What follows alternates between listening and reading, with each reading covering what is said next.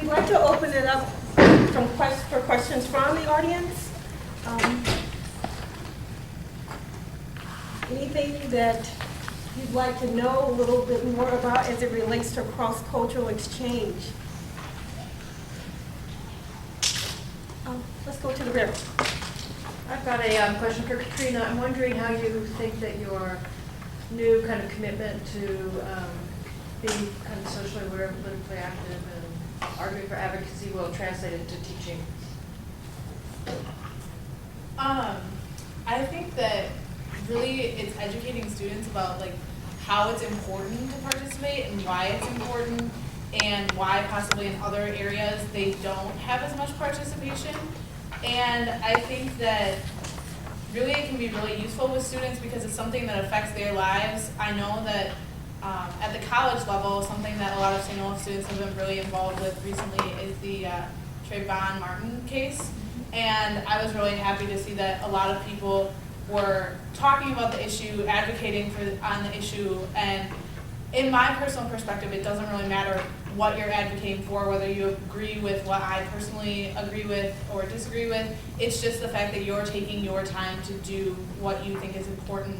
And I just hope that in students I can foster that awareness of current events and what's going on and their ability to feel confident stating their opinion even if people disagree or it's difficult, and realize how important that really is. Just another question. Yeah, I'm interested in the cycling trip, and I kind of want to hear about some of the like challenges you face, like any breakdowns or kind of like epic stories you have to share. Yeah, yeah, I can tell you a lot of that. But the thing is, because we never practiced for it before, so that was the worst part. So you have no idea how sore you get after cycling for 2 hours. The first 2 hours was like, the first day was the worst because we started from Manchester, which I think it might have been a mistake because there's a lot of hills, because we were trying to go from Manchester to the coast in order to get like a short road trip to coast. So we reached to the point, because we had like navigators and stuff, our speed was 1 mile per hour because the wind was going against us. So the first day we cycled for about I would say 10 hours. We finished about 45 miles. So it's nothing, like it's really. So that was after the first day. I actually like told my friend that I'm gonna ship the bike and I'm gonna go back because it's not gonna happen. And then even the first day when we were cycling, the UK was the worst to cycle at because it was not prepared for a cyclist, like compared to Germany and Netherlands.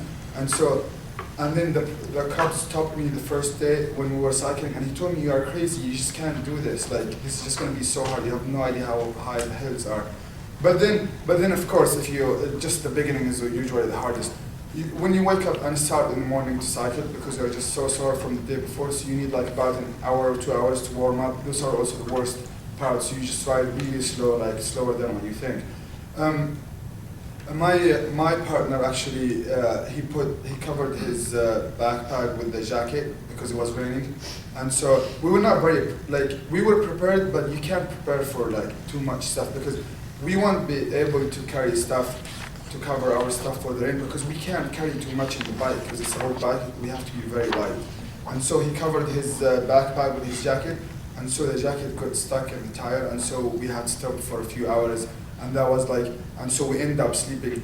We were supposed to meet host family, but we were very late, so we ended up sleeping in the forest, yeah. And so that was kind of one of the stuff that, yeah. And then you can't, the difficulty is you can't have big meals.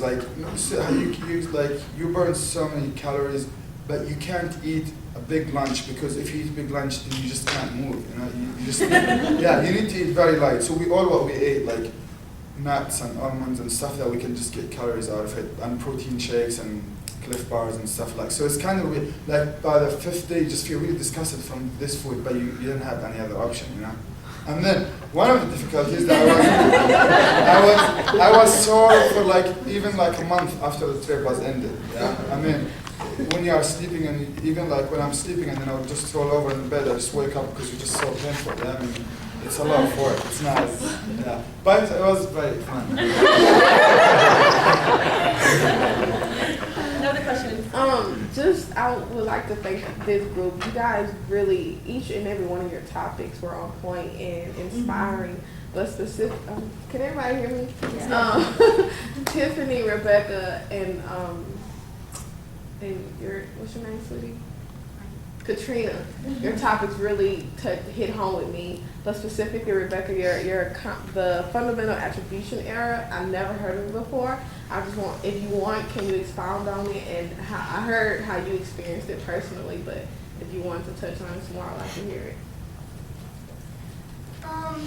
Well, it was a 2-week main master course, so I haven't, kind of really thought about it since. Well, I thought about it, but I haven't done a lot of research on that theory. But it's just that, in our everyday life, we tend to see things through such a narrow perspective.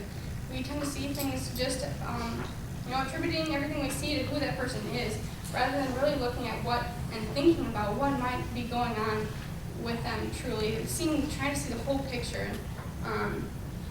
And it can. What was the car example you were in? You can see in many different examples, like if you're driving down the road and someone cuts you off on the highway, you're really likely to say, oh, he's such a jerk, he cut me off on the highway.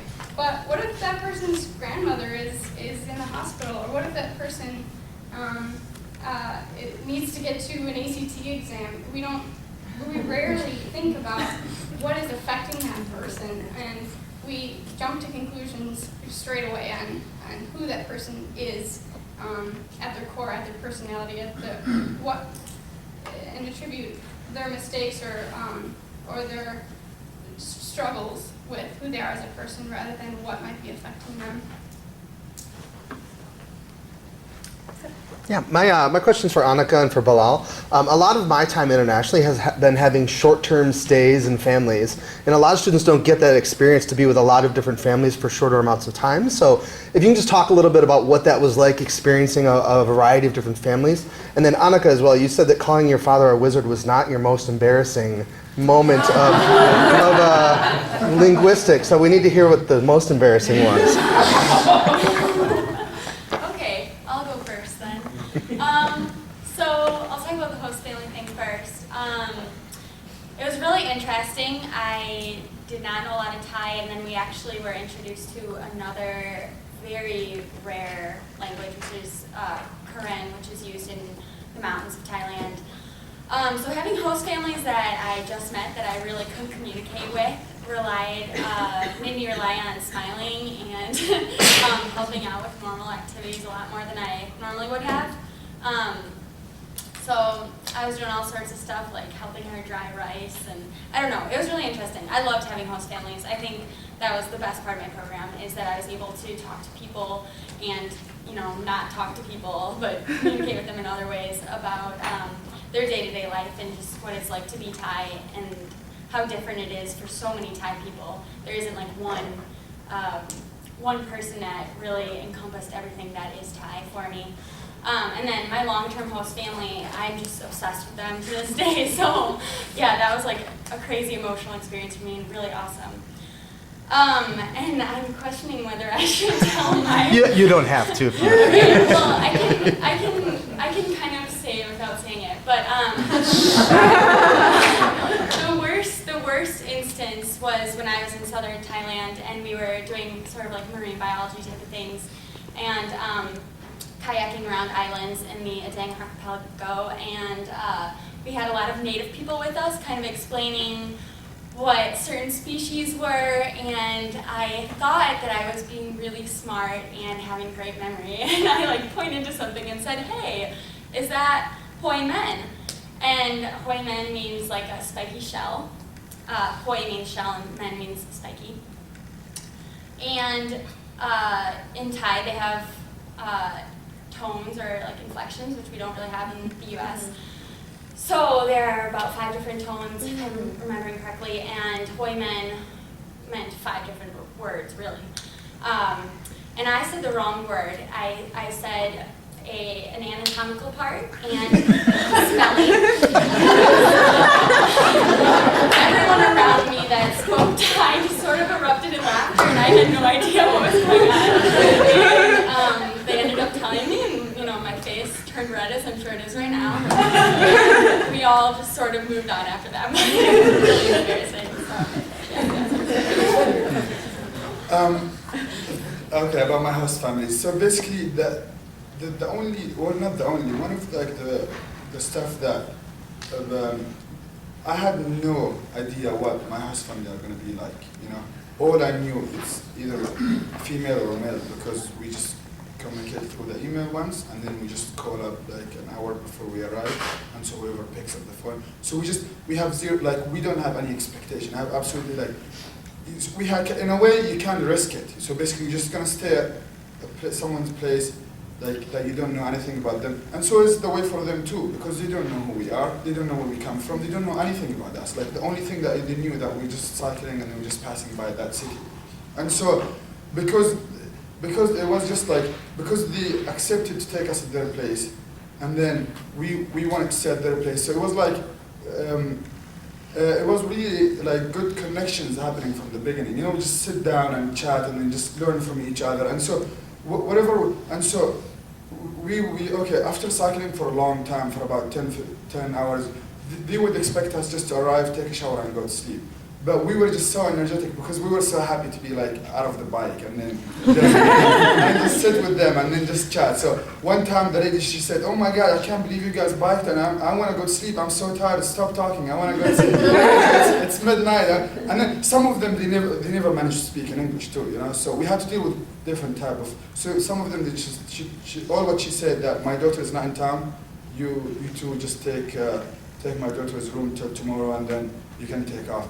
And then when we opened the door for her daughter's room, it's really tiny room, so me and my friend had to share a single bed together. but like still, at the end of the day, it made us so happy. I mean, we learned so much. I mean, we just get to stay with people that, I mean, and then also the weird part that we really didn't want to kind of exchange any like emails for afterward and this stuff. So it was like we just got to know them for one day and that's it. But it was a good experience for sure. Yeah. So. In the room. I have a question for Annika as well. Like I've been to Thailand as well, and I know that you talk about economic and development and have both an environmental consideration, and tourism is so big in Thailand, and talking to people, especially in the South, about how they make economic decisions based on, tourists and how tourists really affect, what people do and the environment as well. I was wondering if you had any experiences on that, or if you had done any research, if you have commentary. Sure. So I didn't do any research, but the last part of my program when I was in southern Thailand, we focused a lot on tourism and how that affected the scene in the area around the islands. And a lot of it was really sad, like super developed, and it didn't even help the people a lot of times. They ended up being caught on these islands where a lot of wealthy tourists would come, and they didn't have good jobs, and the environment was completely ruined, so they didn't have as many sources for like food, and a lot of Thai people in rural areas built their own houses, so their housing materials were gone, and it was really sad. And I've known some people, some good friends that have gone to Thailand since then and gone and done these very typical tourist activities, and that's sort of hard for me because it's hard to communicate in a way that's not offensive to them that what they're doing is actually like really bad for these people and really bad for the environment. So I'm really interested in ecotourism now and how people can do these new types of tours and homestays and living with real Thai people, not people who are trying to sell you something, or like really understanding the culture and how people use the environment, because it's so interesting. And like I just think we have a lot to learn. Like we hiked a lot, and our host families would wrap lunches for us, and they always use bamboo leaves, which I thought was awesome. Like, who needs Tupperware? Just rip a bamboo, or not bamboo leaf, pardon me, a banana leaf off the tree and wrap it up, and then it's like ready to go, totally preserved for however long you need it. And yeah, we just have a lot to learn from people who know how to use their environment better. You have another question? Yeah, I have one for Tiffany. I want to hear more about the brothers and the sisters and like your brother, and just kind of explain that experience. So basically, every freshman they're lined up, all the Spelman girl freshmen, like on a quad, and then all the boys are lined up. And so then they go, like a professor back to me was like, look, person across from you, that's your sister, that's your brother for the rest of the semester. So basically that person is just supposed to look out for you. My friends and I, we called each other Domex, because we were domestic exchange students, so there's other girls who did it with me. And a boy in our class, he was like, you guys don't have a Morehouse brother, do you? Because you guys weren't here freshman year. We're like, no. So all of the boys that were in our class volunteered, and they all like were our Morehouse brothers. So they would call us and like, you know, ask us if we needed a ride somewhere, or if it was late on campus, they would walk us to our dorms and stuff like that. So that was really interesting, and it just made me surprised at how welcoming these students were. Like, I'm a theater major, so they allowed me to be in plays at their schools. They gave me like good roles, not just, you know, they allowed me to be a part of their department. Their sign for Spelman is like this, and when we did it, they laughed at us at first because they know we don't go there, but as soon it became natural and it was okay. And just the teachers are very welcoming. Just a side note, I didn't get to say in my presentation, but like, that was my first, it was, for once, it was really nice being the majority and not the minority. There's so many times at my school, I go to Grinnell College, and there's only a handful of African American students, so it was so good sitting in the class and not being the only black girl in class, or looking around when a topic of slavery or something that has to, everyone just looks at me and I'm like, okay, I'll answer. And so that was really good, and like that was my first time ever being taught by an African American male professor. Like at Grinnell, we don't have black male professors, so those are things you don't notice. Like you know, so that was really interesting, and just the fact that what I learned basically was that there's not one black experience. Like, you know, so many people are lived together and we have a black experience. And no, I think we have a shared history, but I think talking to different people, we all have a different experience. Like the girl next to me was wealthy. I was like, you know, she had a Range Rover. The boy on the other side of me, like I mentioned, he's one of my best friends. He lost both his parents when he was young to alcohol, and his dad was shot. So like, you know, those stories are different experiences that I would have never known if not. And I thought I'm black, so I thought I knew everything about black people. No, I don't. No, I don't at all. So it was a very good experience. In the front. It's for Tiffany, since you're already up. Because I am from the South, and I know how people from the East Coast or West Coast or North people may have preconceived notions of HBCUs or of black people in the South. What were your own personal, if you want to share, you know, what were your own personal ones, and how did they change, or how did they some stay the same? Well, basically, coming, I went to I went to an all-white high school in California, and so after doing that, when I was applying to colleges, I was like, I'm going to all-black university because I just need this experience. Like I'm so tired of being the only one, you know, like this. But I didn't do that. But I definitely heard from people, even from people in the black community, that HBCUs, they have a lot of wealthy blacks go there. So a lot of the kids are stuck up and snobby.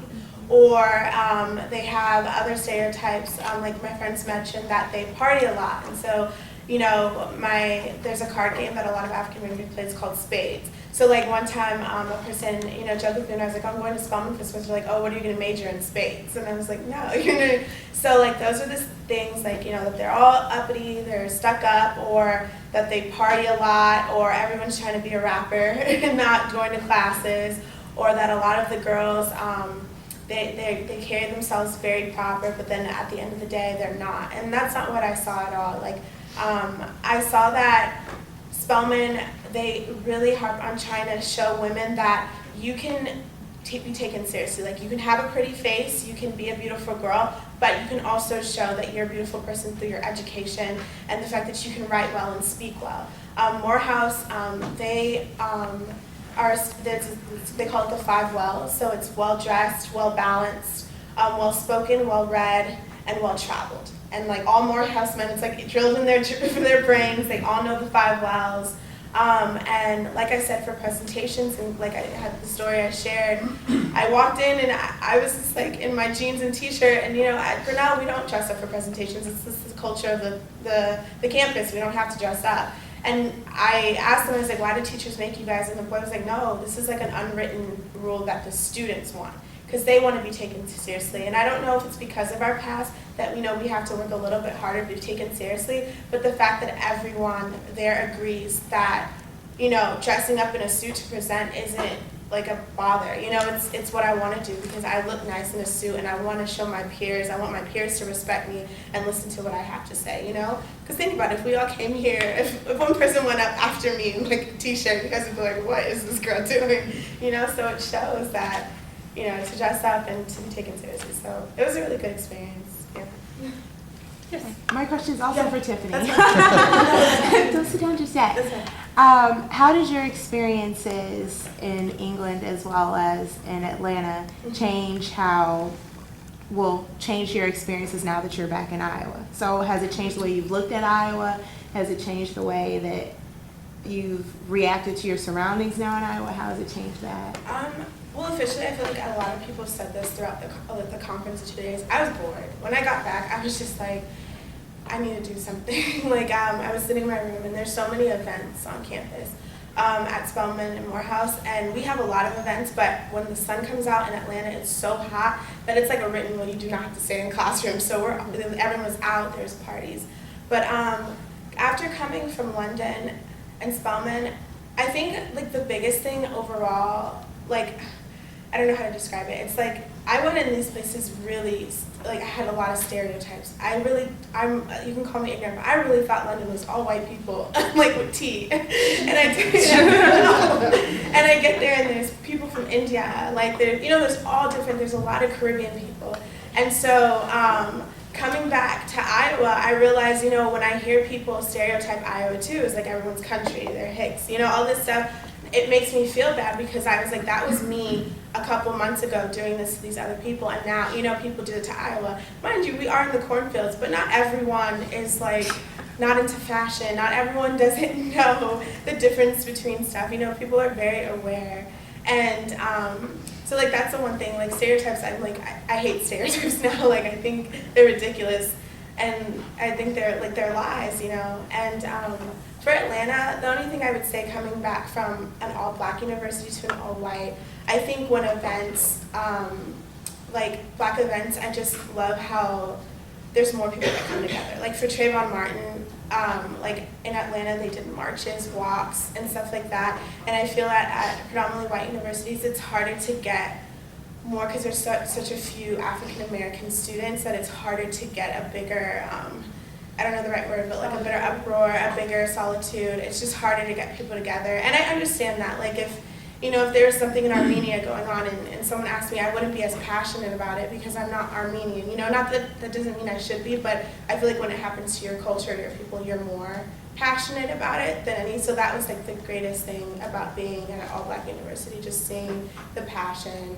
And I also noticed that I feel like a lot at the school, a lot of African Americans there were just a lot more curious about white institutions. They were like, so how does it feel to like be the only one? Like, what do you do? You know what I mean? Or like, it was so interesting to me to see I attended a class at Morehouse. I was the only girl there in the class.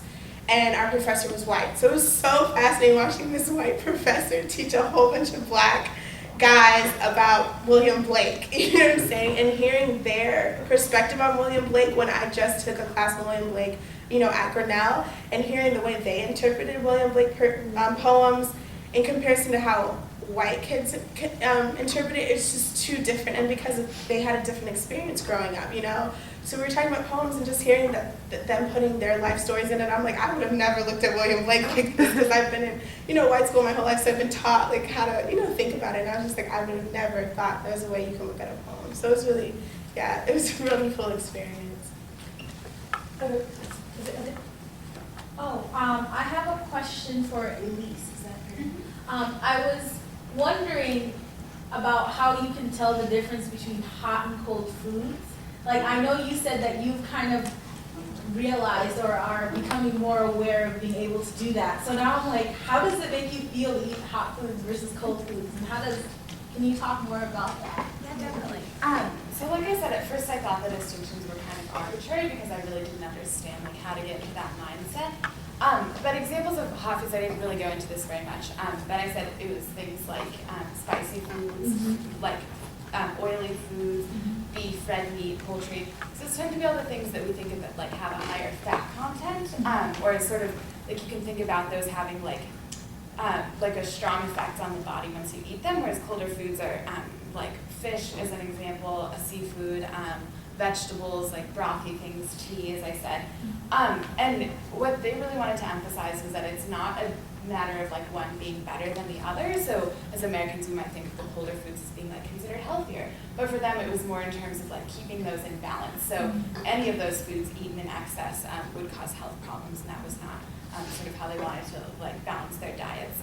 So I did feel like to some extent I could get behind that from, I guess, like a Western perspective, thinking about like those as the foods we consider like the red meats and the like fried foods as like less desirable, but so I just sort of like taking it from that perspective understood sort of how they could distinguish it, but then realizing also that their methods of balancing that were much different than as Americans we would balance.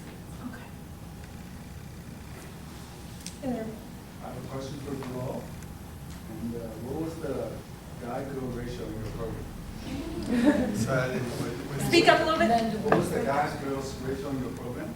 The male-female ratio of your program. Oh, my program. I don't know. Do you think there are more guys? You mean in Wales? Yeah. Well, we were like about, no, definitely not. I would say probably like 70% girls. That's why it was a lot of What was fun. your role? How do you think your role would have changed if there were more guys? For more guys, well, I think it's gonna take. You mean to make more guys go abroad? No, I said, what would your role? How would your role change if there were more guys? Oh, there are more guys. Really, not much. I think. I just when I was Wales is a very huge. When I was there, it's a very huge school, right? And then the exchange students were about 80 students. So really, like, I did not feel at all like the ratio, like how many girls, how many guys, because we didn't used to be all together all the time, because we were kind of separate groups and stuff. And I don't see I could change much, really. I really didn't think that would make any difference at all. I don't know. I thought when I did my semester abroad, I thought I was a lot more engaged outside of the town during my semester. So I used to travel, I would say twice, 2 weekends every month at least. And so I didn't spend too much time with the students when I was there. I used to travel a lot, and I did a lot of different types of activities. And then I used to travel for the school, for Colorado College too. So it was only like 4 months the time I had there. So you can't do too much in 4 months, So I just tried to focus on small stuff. So. I'd like to ask the panel how your international experience have reshaped you since returning to campus. Have you put yourself in the position of the international students that are part of your campus? And how has that changed since you guys have returned? We can start at the end, and I'm curious, all of you guys have been abroad, and all of our ACM institutions have a pretty significant amount of international students on our campus. And being placed in that position where you were American students studying abroad, how has that changed your experience on your prospective campus? Let's start. I think that going abroad just for those 2 weeks, and later I went back to Jamaica to Higley Gap for another 2 weeks in my sophomore year. I think it helped me understand that people have differences and have a higher toleration for those differences than my peers. So, dancing styles, I realized that there's a lot of differences and they don't bother me like they might bother a few of my peers are kind of shocked or offended by the way different cultural groups tend to dance. And I have a better understanding of why they might do that, and that it's a part of their culture and it's important to them to be allowed to dance the way they want to.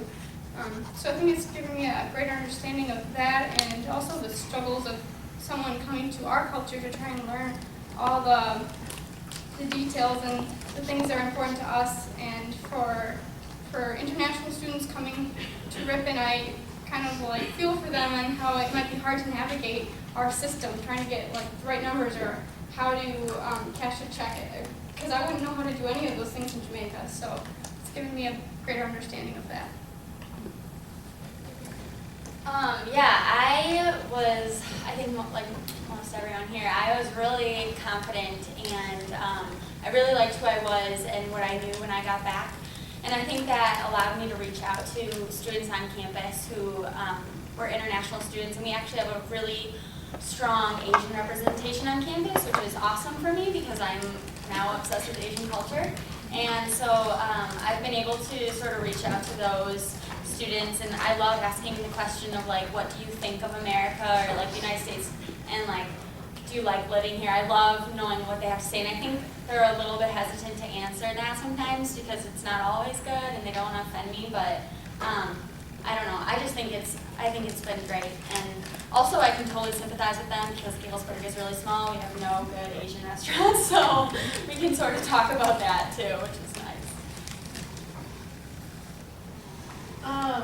Since coming back to St. Olaf, I actually have become an international student counselor. So we work with the international students in small groups. We do orientations, we do activities throughout the year, and that's really allowed me to kind of give back in terms of a lot of people in Spain were nice enough to take the time to help teach me about the culture, help just be my friend and show me places to go and things to do. And so I hope to have other international students come to St. Olaf, understand that. And then also, like one of the previous students said, it's really hard, just some of the logistical things, like how do I register for classes, how do I use Moodle, those kind of things. And it might seem obvious to someone who's been in the US system, but I've really made a lot more of an effort to help those students with those things that are really important to know, but can be really confusing when you're coming from somewhere else. At Carleton, there's a pretty strong international student community, and I think it's perceived by many people to be sort of insular. They tend to hang out a lot together and do similar things. And just my experience abroad made me realize that it is super comforting to be around people who have a similar background as you do. And so even though we were trying to fully immerse ourselves and experience Vietnamese culture, we would still hang out together in our free time. And that wasn't exclusively what we were doing, but that did provide a lot of comfort, being in this culture that's so different from what we're used to. And so that gave me a lot more sort of empathy for international students at Carleton. And another thing that I did realize was that when I have someone in my class who's an international student, has an interesting accent, I want to ask, where are you from? But I realized when I was in Vietnam, sort of the last thing I wanted to do was talk about America. And so when people would look at me and think, oh, well, where are you from? You're American, let's start talking about America. That wasn't something that I really wanted to engage in. I was happy to do that, but to some extent it became sort of boring. And so now I realize in my interactions with people who are not from the United States, I need to be more cognizant of that and sort of understand that while it might be my first time interacting with them, they've had very similar conversations many, many times before. Well, since I'm an international student, when I first came to the States, and then, I mean, it's very uncommon to have people around, generally in the States, who would speak with an accent. So when people are just curious in my college, like, hey, where are you from? In the beginning when I first came, and then when they ask me where are you from, and I say I'm from Palestine, what are the chances for that person to know where Palestine is? At first I used to take it as kind of a little person, as like, oh, how come you don't know this place and this stuff? But then when I went abroad, I realized I didn't know a lot of stuff about other countries too. When I was in Wales, I had no idea about that rugby is the main, simple stuff that I didn't know. And I was ignorant over there. And people were looking at me in a different way. It's kind of in an offended way, And then when I came back, of course, there's a lot, wider understanding when somebody's like, hey, I don't know where Palestine. Some of my friends, even the American friends, they hesitate to ask me because they think that I would kind of make fun of them because if they don't know where I'm from and this stuff. But then now it's just very different from how it was 2 years ago, for me at least. I just try, I don't mind if somebody doesn't know where Palestine is. It's that's a normal thing not to know because we're humans and we're not supposed to know everything. And then it happens that I became the co-chair of the International Student Club in Colorado College, which gave me the opportunity to, of course, work with the Student Government Association and just make the international students very involved on campus. And that will benefit both sides, I think. It will benefit the international students to learn more from the American students and the other way around. Actually, and with the help of the study abroad program, and here is Inger, we took a trip to the Air Force Academy because it's very close to us. to explain to them about what it is to go abroad, just a small panel like this. And then after this, I took the contact numbers of the head of the society at the Air Force. And then they started coming over to meet up with some students from the Air Force. They started visiting Colorado College and meet up with the international students. So I just think step by step, like, things could work a lot better, you know? I would say my first year, my roommate was an international student. She was from Zimbabwe, and I think watching her not being able to go home, I always felt sorry for international students, and I always, just thought like they came here to get like a better education, or sometimes that was the case, sometimes not. And I always felt bad. But now I kind of envy them because I feel like they have the opportunity to like come and learn not only their culture, which is very unique, but then stay and study in a whole different culture for them. So like, they actually learn a lot more than, us who stay in America and go to schools in America. So like that now, and then I guess I kind of make more of an effort to make them feel comfortable, because I know at times I felt very uncomfortable in the places I've been. So like making them feel comfortable and making them, if they don't get a game we play in America, or they don't get some kind of aspect, it's okay, because like I embarrass myself so many times abroad. So I would never want to make someone else feel like they were embarrassed at school. And then the last thing I'll say is, I know it's not abroad, but a lot of people get on people who study within the States. I guess they feel like it's a cop-out because you're not going to a different culture. But I think studying at two different institutions, I learned the saying when people say your school is meant for you. I really get that now, because now I understand why Grinnell doesn't have sororities and fraternities. That was a big thing at Spelman and Morehouse, and I feel like it took over the school. Either people were trying to get in that club, or the people that were in the club felt that they were better than other students because they were. So now I understood, we always used to, people complain, why doesn't Grinnell have fraternities and sororities? And I get it. It's meant for some people and not meant for others. Or our school is very big on writing and reading, while at Spelman and Morehouse they're big on group projects. That might not be for you either. So, obviously we're all in school, but if I had to share something with people going to college, I would definitely say, research your schools. And I never got that when I was applying to school, because it does make a difference where you go to school. It's run very differently, each university, so. Are there any other questions? I think we'd like to give a panel a hand.